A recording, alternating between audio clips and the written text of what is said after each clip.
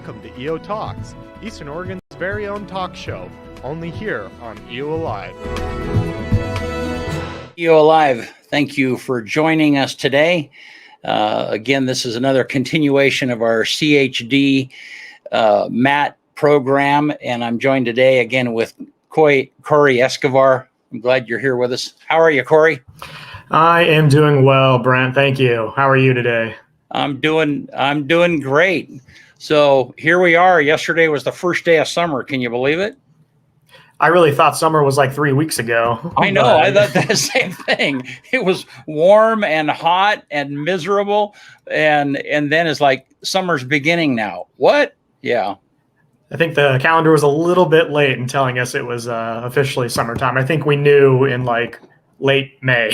I know. It's just been a little bonkers. So Corey, you had a big event that was going on. Kind of update us and tell us how that went, and kind of give us a summarization of what happened on the 11th. Yeah, for sure. So June 11th, CHD hosted a Narcan drive-through event where individuals can come from 2 p.m. to 6 p.m. and drive right by our big tent that we had in our parking lot. And you can receive kits of Narcan as well as some swag bags that were filled with like T-shirts, stickers, and it came with a drawstring bag. Overall, we had a lot of interest, and we actually had a lot of people stop by to ask questions about how to administer Narcan, about the potential side effects, or just there's a lot of questions that we answered with a lot of people. Unfortunately, I don't have the exact numbers, but I would say we passed out at least 300 Narcan kits into the community in the span of 4 hours. So we were all really excited about that. I think as far as the MAT team and the overall consensus, I think the Narcan drive-through event that we held was a major success. That's awesome. And this is, for those of you that don't know, this is what a Narcan kit looks like. I call it kind of, I don't know, a fire extinguisher for opioid overdose would be the best way, you know. It comes with a couple of these nasal contraptions that you put up someone's nose and hopefully shock them back to life. There's instructions in here and gloves for those people, if you're administering it. But we have such a prevalent issue right now with overdose in our community, partially because, the MAT program is here because there has been an opioid crisis. And we've heard that term over and over again, but we've had an opioid issue, people getting addicted to opioids and then continuing that habit by getting illegal drugs or whatever it might be. And this particular, what's happened recently is some of that illegal medication has been laced with fentanyl, and even just a tiny amount of fentanyl will cause an overdose. And so then someone who is a user, good or bad, I mean, they're a user, they're doing, they're doing their normal routine, and that's what the MAT program is helping to get them out of. But suddenly you add this fentanyl component and people are just dying. I mean, they're taking what they believe is their normal dose to continue their addiction, and it's killing them. And so, that's part of what happened. And you guys had like 500 kits to hand out, and you handed out 300 of them. And I mean, I think I drove by a couple of times and checked on you, and it was good. It looked like you actually guys were having fun. It was a good day. Yeah, it was. The weather wasn't the most cooperative, but yeah, we passed out at least 300. We definitely passed out more. I just don't have an exact number, unfortunately, but I know for sure that at least 300 of those kits were given to the community. In addition to that, as well, we also received an increased amount of calls on our Hope line that the MAT team is using for anyone who wants to, ask questions or talk to a counselor over the phone about the opioid crisis, which Brent just brought up right there, 541-562-HOPE. Yeah, we received an increased amount of calls, and we are still receiving an increased amount of calls on the Hope line. So overall, the Narcan event was a big success. Good. And you and I have been in conversation for, I don't know, 4 or 5 months now about what the program is. We've done a number of interviews about the program and so on and so forth. And, I still am just amazed, not amazed, but impressed is the word. I'm impressed with the people that are involved, because the MAT program, which stands for Medication Assisted Treatment program, the MAT program is so well rounded. I mean, for people that have gotten themselves addicted to opioids or heroin, regardless of why or how, they need to find their way off of that. And sometimes that can cause problems with law enforcement, which then can cause trouble with housing, which, I mean, there's sometimes a mental illness or a mental component to that where they need counseling. And the MAT program has, you have people in place to help with each of those aspects. And how does that feel? The people that I've met, I'm sure that you work with, they're pretty passionate about what they do.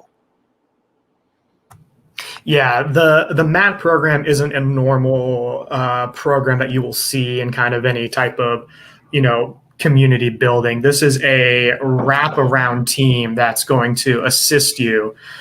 We have, and you've talked to, everybody, I believe, before, Brent, but we have, we have one prescriber, I believe, or I think maybe 1 to 3. I think 3 actually. Don't exactly quote me on that, but I believe we have 3. We have 3 clinicians as well. We have a case manager. We have peer support. We have medical assistants, medical assistants. So this isn't necessarily a program that you kind of walk in and everything is. It's kind of like self-led. This is a program where you have an entire team of people working with you to achieve the goal that, you wanted to complete when you came in, which is to kind of stop that opioid use. Well, and it's a staged approach. So people can enter into the program. There's markers on whether they're improving or not. There's independence as time goes along. Everybody has to get to the point initially where they say, like, okay, I'm ready to admit that I have an issue and I need help. But again, the moment that they do that, the moment that they call that number, there are people that can answer their questions, that can set up a consultation, can evaluate them medically, figure out what is the best dosage for Narcan for them to be on. And is that the medication? Did I say that correct? And so Narcan, that's the medication that's kind of helping them.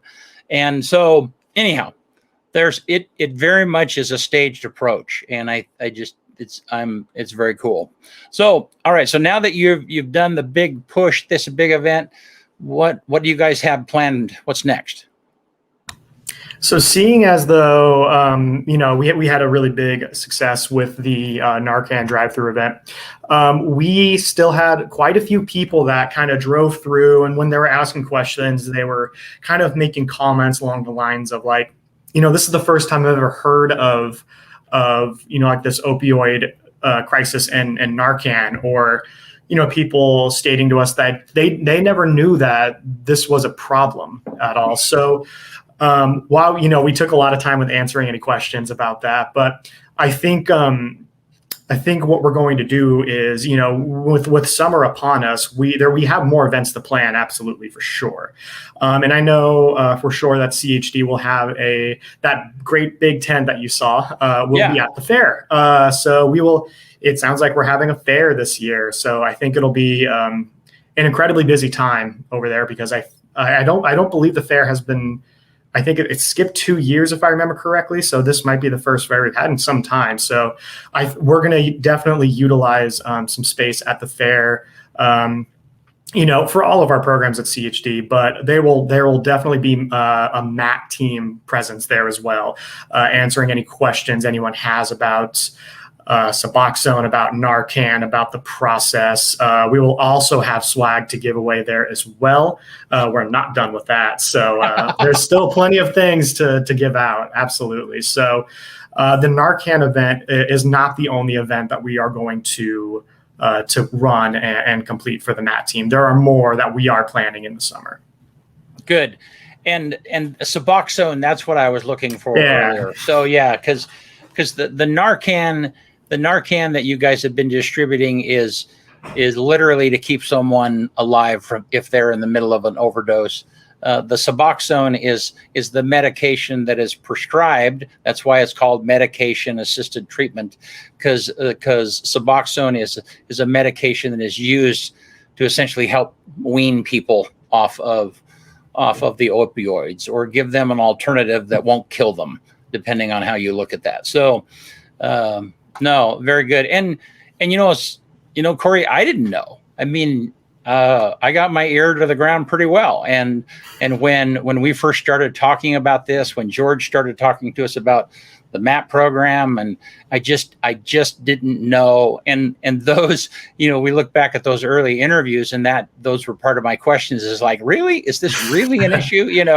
Because I didn't know. And I've mentioned this before, but it was only a few weeks after we started this that I had a good friend, a guy that I see. I mean, we worked together every day for 4 years, and I just see him occasionally, and he's one of the individuals that took some of that laced opioid for back pain, I think is what his issue was. And I mean, he died in his living room. And so it's just incredibly tragic. And yeah, it's real. It was funny because, not funny, just ironic and sad that here I was thinking like, I really don't know anybody that I can relate to. And then I have a friend that I'm in contact occasionally with locally here, and he died because of this. So it's real. It's an awful thing. So, well, so how are people responding? I mean, you said that, they didn't know. Do you think that the awareness is increasing? Do you think that the emphasis that we've been doing over the last several months, that there is some movement on the awareness needle? Yeah, absolutely. I was surprised on the amount of individuals that showed up to the events. We had a lot of individuals that knew about the give of opioid use, and also the rise of fentanyl. But I was really surprised by the amount of people who just simply heard us over the radio or over EO Live and just came down and asked questions about what's this all about. Mm-hmm. It's they call it a silent epidemic for a reason, and a lot of people still don't know the dangers and the severity of what we're dealing with. So I think with the event that we just did, I think we did a really good job with getting more information out there to the individuals who potentially did not know how bad this problem is. But we are not done. There's more events planning in the summer to spread that community awareness about kind of the rise of opioid use, the lacing of fentanyl, and the MAT team will, we're excited to reach out to the community to tell them all about it. Good. Well, awesome. Well, Corey, thank you for what you do. And again, if someone needs to connect, tell them how they do so, if you would. Yeah, absolutely. Yeah. The best way to connect directly with a MAT team member is to dial that phone number right there. Brent has 541-562-HOPE. That is our HOPE line. But there's many ways of getting a hold of somebody from CHD. We have a Facebook and an Instagram account, so you feel free to send us messages through there if you have any questions or want to reach out to somebody, and we can get your messages to who needs to see them. We also have a website, CHDINC.org. And on that, we do have a lot of information about medication-assisted treatment, about the team that we have, about how it's supposed to work. So there's a lot of info if you guys are curious on our website. And if you want to talk to somebody directly, 541-562-HOPE, or feel free to drop some questions in our Facebook or Instagram accounts. All righty. Well, Corey, thanks so much for taking a few minutes to be with me today here, and appreciate the work that you and your team do. And we'll be talking more about this soon. Sounds good, Brent. Thank you. It's always a pleasure talking to you. Thank you. All right. Hey, thank you, Eastern Oregon, for joining in, and we'll see you soon.